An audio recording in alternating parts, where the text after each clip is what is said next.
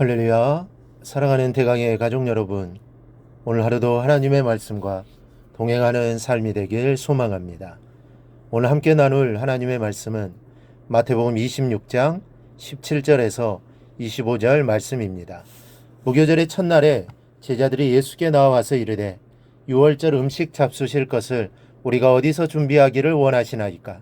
이르시되 성한 아무에게 가서 이르되 선생님 말씀이 내 때가 가까이 왔으니 내 제자들과 함께 유월절을 내 집에서 지키겠다 하시더라 하라 하시니 제자들이 예수께서 시키신 대로 하여 유월절을 준비하였더라.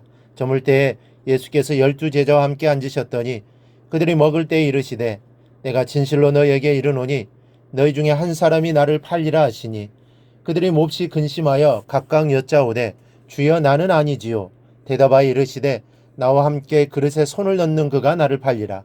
인자는 자기에 대하여 기록된 대로 가거니와 인자를 파는 그 사람에게는 화가 있으리로다. 그 사람은 차라리 태어나지 아니하였더라면 제게 좋을 뻔하였느니라. 예수를 파는 유다가 대답하여 이르되 랍비여 나는 아니지요. 대답하시되 내가 말하였도다 하시니라. 아멘. 누군가가 나를 죽일 생각으로 마주 앉아 있고 내가 그 사실을 알고 있다면 가만히 앉아서 당할 사람은 없을 것입니다. 그런 자리라면 아예 가지를 않든지 꼭 가야만 하는 자리라면 최대한의 보호장치를 하고 갈 것입니다. 예수님께서는 제자 가운데 하나가 자신을 팔아넘길 것을 미리 알고 계셨습니다. 그러니 예수님의 마음이 어떠했겠습니까? 사랑으로 불렀고 사랑을 쏟았고 사랑으로 돌봐준 제자가 이제 자신을 배반하려고 합니다. 비록 그런 자의 행위를 통하여 예언이 성취되는 것이기는 하지만 배반하여 자신을 팔아넘길 사람이 제자라는 사실은 예수님의 큰 슬픔이었습니다.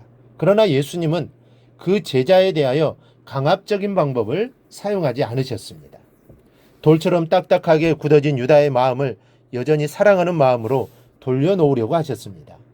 이렇게 자기 생각으로 마음이 굳어진 유다를 돌이키서는 예수님의 사랑을 살펴보도록 하겠습니다. 먼저는 원수와도 함께 먹는 사랑입니다.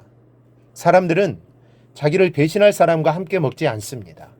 먹어도 소화가 되지 않을 겁니다. 그것도 자신을 죽음에 넘겨줄 사람이라면 다른 건 몰라도 함께 먹는다는 것은 불가능합니다. 그러나 주님은 자신을 배신할 유다와 더불어 최후의 순간까지 친밀한 교제의 식사를 하셨습니다. 사랑하는 제자들과 마지막으로 나누는 만찬입니다. 그런데 주님께서는 제자들과 함께하는 성만찬 자리에서 제자들을 향해 너희 중에 한 사람이 나를 팔리라 라고 말씀하셨습니다. 이는 주님께서 누가 당신을 팔게 될지를 이미 알고 계셨음을 의미합니다. 그런 자리에 가룟 유다가 아무렇지도 않은 듯이 가면을 쓰고 들어와 함께 앉아 있습니다. 유다의 뻔뻔함은 25절에 그대로 드러납니다. 랍비여 나는 아니지요. 이미 예수님을 은 30에 넘겨주기로 거래를 끝내고 돌아온 유다입니다. 그러면서도 천연덕스럽게 예수님 앞에 나와 앉아서 나는 아니지요 라고 하면서 묻고 있습니다. 이 보통 사람 같으면 딱이라도 쳐서 할 짓이나 하라고 내쫓았을 것입니다. 그러나 주님께서는 마지막에 그 귀한 자리에 들어온 원수까지도 그대로 품으셨습니다. 그리고 함께 식사를 하셨습니다. 밥이 넘어갈까요? 우리 같으면 넘어가지 않을 것입니다. 그러나 주님은 그렇게 해서라도 그런 시간들을 통하여 유다의 마음이 돌아서기를 바라는 것이 바로 원수라도 사랑하시는 주님의 마음입니다. 둘째는 끝까지 기회를 주는 사랑입니다. 유다의 배반을 미리 알고 계셨던 예수님께서는 배반자가 받을 대가가 무엇인지를 경고하십니다. 24절입니다. 인자는 자기에 대하여 기록된 대로 가거니와 인자를 파는 그 사람에게는 화가 있으리로다. 그 사람은 차라리 태어나지 아니하였더라면 제게 좋을 뻔하였느니라. 이것은 유다를 향한 경고이면서 동시에 유다에게 주시는 기회입니다.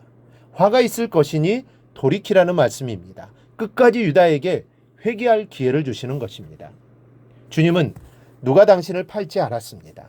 그런데 여기서 중요한 것은 당신을 팔자 앞에서 제자 중 한 사람이 당신을 팔게 될 것임을 말씀하셨다는 것입니다. 즉 주님이 가룟 유다의 악한 의도를 지적한 사실이 중요한 것입니다. 그렇다면 이 사실이 중요한 이유는 무엇입니까? 그것은 주님의 그 행동이 가룟 유다를 향한 주님의 자비와 긍휼의 표현이었기 때문입니다. 주님은 가룟 유다의 악한 의도를 지적하여 그로 하여금 회개하도록 기회를 주셨던 것입니다. 주님은 마지막 순간까지 가룟 유다에게 자비와 긍휼을 베푸셨습니다. 이것이 바로 죄인들을 향한 하나님의 마음입니다. 하나님은 자비와 긍휼이 풍성하셔서 누구라도 죄로 인해 멸망하는 것을 원치 않으십니다. 사도 바울은 이러한 하나님의 마음을 하나님은 모든 사람이 구원을 받으며 진리를 아는 데 이르기를 원하느니라라는 말로 표현하였습니다. 사실 하나님께서 죄악으로 관영한 이 세상을 당장에 심판하시지 않고 오래 참으시는 것은 아무도 멸망치 않고 다 회개함으로 구원에 이르기를 원하시기 때문입니다. 그러므로 우리도 하나님의 그 마음을 알아 하나님이 기회를 주실 때 그 기회를 활용할 줄 알아야 할 것입니다. 셋째로, 그래도 걱정하는 사랑입니다. 자신에게 유다로 인한 십자가의 구원과 죽음이 코앞에 닥쳤는데 주님께서는 여전히 유다를 걱정하고 계십니다. 그 길은 멸망으로 가는 길이야. 돌아와. 어느 정도로 너의 인생이 비참해지느냐 하면 아예 태어나지 않았으면 좋았을 정도로 비참해지는 거야. 정신 차려. 그리고 제발 이제라도 돌아와. 이렇게 말씀하고 계신 겁니다. 예수님의 사랑은 참사랑입니다. 참사랑이기에 끝까지 변함이 없으십니다. 사람의 사랑은 조건적입니다. 예뻐야 사랑하고 돈이 있어야 사랑하고 뭔가를 해줘야 사랑합니다. 상대방이 해준 만큼만 하는 것이 이 세상의 사랑입니다. 그러나 예수님의 사랑은 조건이 없는 사랑입니다. 오히려 가룟 유다처럼 당신을 죽이려는데도 끝까지 사랑하는 참사랑, 진정한 사랑을 우리에게 보여주시고 계십니다. 한마디로 말하면 끝을 보는 사랑입니다. 한번 사랑하기로 했으면 내가 죽더라도 함께하고 끝까지 기회를 주고 오히려 걱정하는 사랑인 것입니다. 우리 모두 이런 사랑을 받은 자입니다. 그러므로 이제부터는 이런 사랑을 베풀며 살아가는 우리 성도들이 되기를 주님의 이름으로 축원합니다. 오늘 묵상한 말씀을 굳게 잡고 삶으로 실천하며 살아내는 대강의 모든 성도들이 되기를 축복합니다.